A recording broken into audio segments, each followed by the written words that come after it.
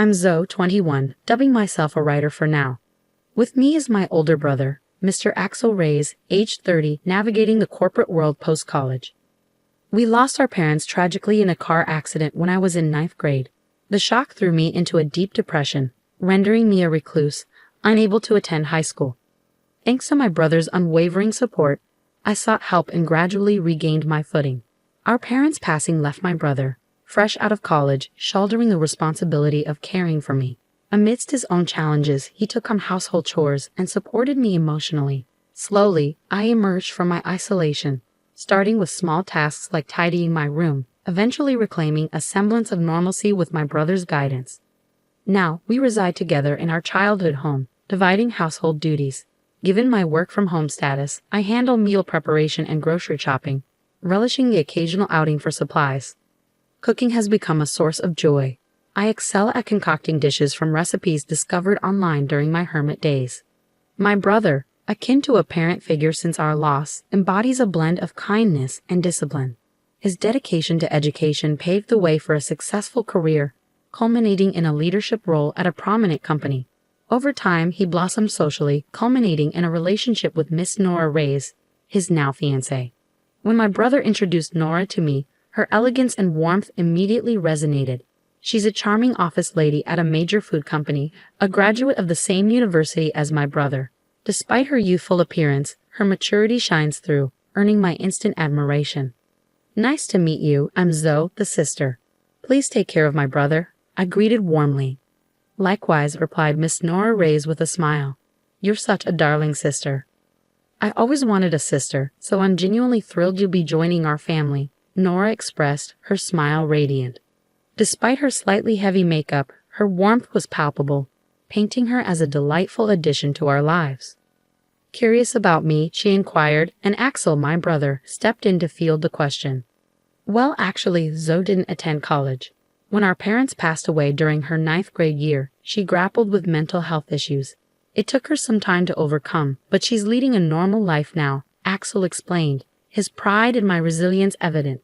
Surprised, Nora probed further, and I joined in, acknowledging the tumult my illness had caused and expressing heartfelt gratitude for my brother's unwavering support.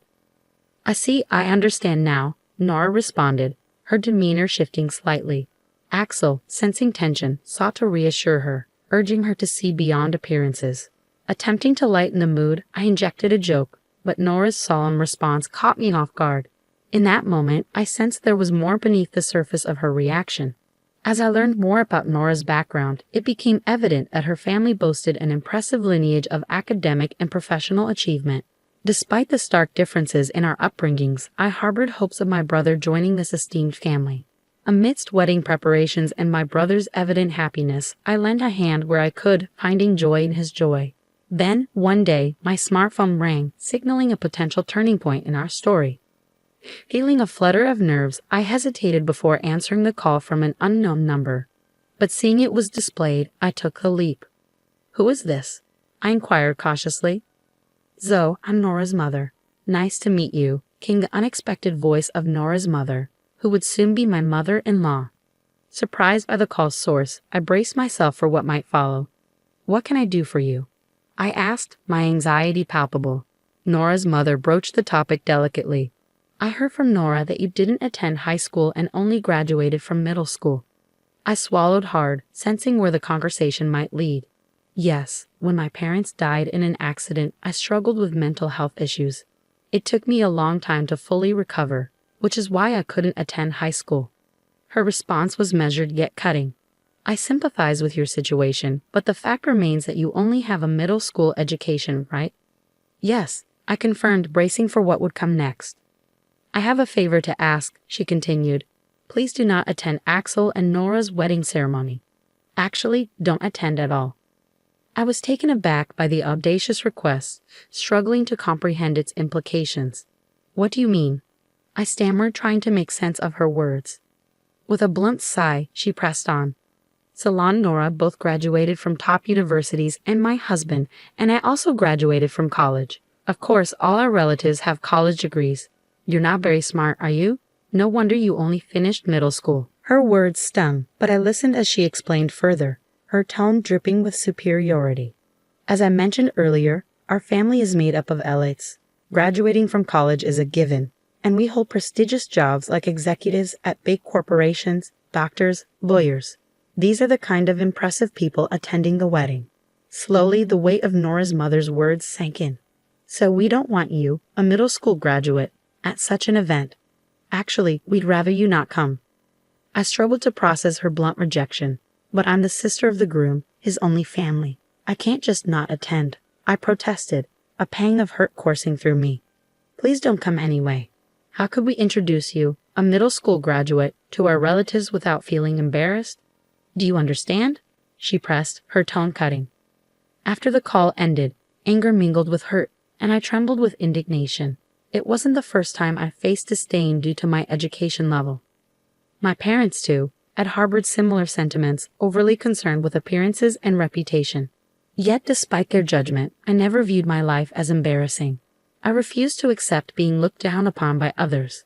But amidst my frustration, a new conflict emerged. What if my presence at the wedding jeopardized my brother's happiness?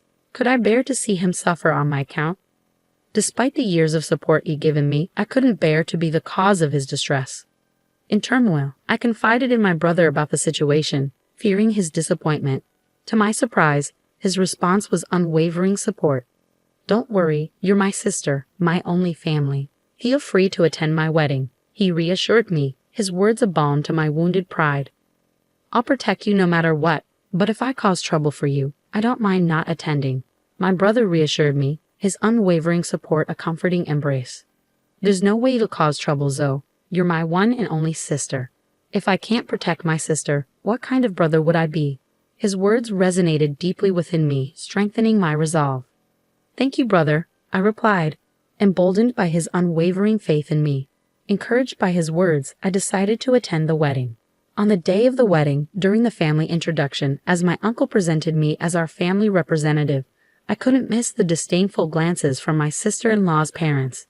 My brother, ever perceptive, seemed to notice their attitude. At the reception, the seating arrangements for the families were clear, yet I couldn't help but wonder if a seat had been set aside for me. To my relief, there was one, but as I took my place, I felt the weight of piercing stares upon me. Indeed, my mother-in-law's gaze was particularly intense. Marching over, she confronted me. Weren't you told not to come? You'd be a disgrace to our family, she accused. I am his real sister. There's no reason for me not to attend, I asserted firmly, refusing to be belittled. For a middle school graduate, you sure are insolent, she shot back before walking away, leaving her harsh words lingering in the air. As the bride and groom made their grand entrance, I couldn't help but smile, seeing my brother amidst a different atmosphere. Nora looked resplendent, radiating joy and elegance. Suddenly, my mother-in-law stood up and commandeered the microphone, her voice booming across the room. Our family has all graduated from college and hold respectable jobs, she declared, her words echoing through the hall. I believe that Axel is a suitable person for our family, but there is one issue. She paused, gathering her thoughts before continuing. It is his middle school graduate sister. She is an incredibly embarrassing presence in our family. We would like to ask the groom to sever ties with her. If you can't, we cannot allow this marriage. The room erupted into commotion, but my mother-in-law ignored it, turning to my brother with a demand. Axel, can you swear to do that here? Swear to cut ties with this embarrassing middle school graduate sister and become a part of our excellent family. With a nod from both the bride and father-in-law, she handed the microphone to my brother, her expression triumphant. Taking a deep breath, my brother addressed the assembly. Indeed, my sister is a middle school graduate, but she is my only blood relative, my family since her parents have passed away. I can't sever ties with her. I apologize to all of you who have attended today, but I will cancel the marriage and consider this relationship with this family as non-existent. This is my answer. With that, he slammed the microphone down and came straight to me, his smile refreshed. Zoe, I'm sorry for causing trouble. There's no need for us to be here. Let's go home. Later, I heard from relatives that the reception was canceled because the groom left halfway through. The bride burst into tears, and her parents were scolded by their relatives, forced to apologize on their hands and knees and return the gift money. My uncle contacted my brother afterward, admitting that while his attitude at the reception wasn't praiseworthy, he would have severed ties with him if it had continued. He offered to pay a suitable amount of consolation money and have the bride's side bear all the expenses for the ceremony. But my brother refused, insisting on a sincere apology for his sister. After a while, a meeting was arranged at our home for post-settlement discussions. Determined to assert myself, I steeled my resolve for the meeting with my former in-laws. Only 3 of them showed up, my ex-sister-in-law and her parents. They handed my brother some money as a gift, labeled as an inconvenience fee, and offered apologies for the rudeness of the reception. However, their words lacked sincerity, tinged with reluctance. My ex-mother-in-law muttered statements like, "We should have investigated more thoroughly. If we had, this wouldn't have happened," showing no genuine remorse. Likewise, my ex-father-in-law echoed similar sentiments, blaming my brother for not disclosing details about me from the start. Anger simmered within me as I executed my prepared plan. Addressing my ex-father-in-law directly, I remarked, "Well, you're not really my stepfather anymore, but for convenience I'll call you that. You work at Rainbow Publishing, right?" He glanced at me with a hint of disdain. "Yes, I do. I'm a director there. What about it?" I held his gaze, my resolve unwavering. "I work with Rainbow Publishing, but I can't bring myself to support a company where you are. I want to terminate the contract, if at all possible."